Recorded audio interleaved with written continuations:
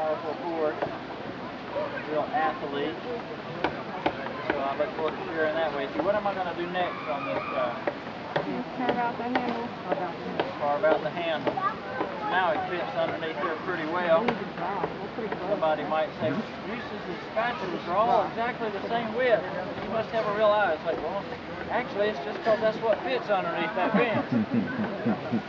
It's always interesting like that when something like that occurs. I wasn't pushing too hard. Apparently I need to push a little harder with my foot. But actually I like to carve out different widths in the shaving horse that I have at home. Because my house, I adjust it pretty frequently, and so I like to carve different size widths of spatulas and spoons.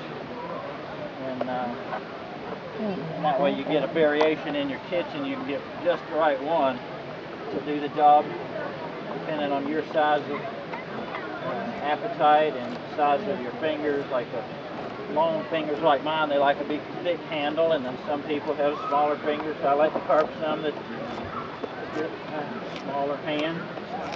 So basically I'm doing the profile, just the side of the handle. Hey Grain, that's an old boy there. He's about to be where he can't hardly hear, can't hardly see, but he sure has had some good times with me here.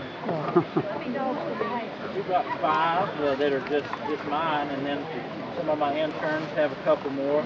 So I believe we've got 7 dogs in camp now. So now I've finished the profile. What am I doing now? You got to do the corners down on the handles so they don't, the wood doesn't get weaker. Exactly, yeah, because if it has a corner, a lot of times for one it might cut into your hand a little bit, especially if you're doing a lot of cooking, and give you a blister or something like that. And like, here's a good example. If I drop this, the impact, if it hits the edge of it like that, it can shatter up the side and break off that splinter. But like if it hits this side, I've rounded the corner off so it can't transfer through the edge and splinter off. It hits and goes through the middle, and the middle is strong.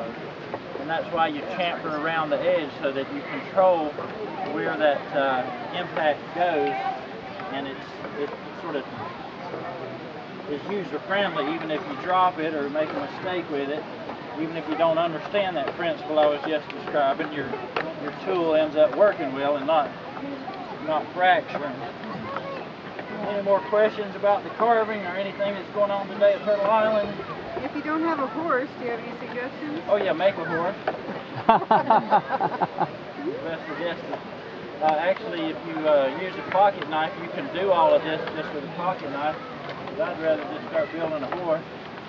That way I'd get over it pretty fast. But see, like, let me decide which is the top. I think this will be the bottom. So don't cut towards the leg. You'll cut your leg open.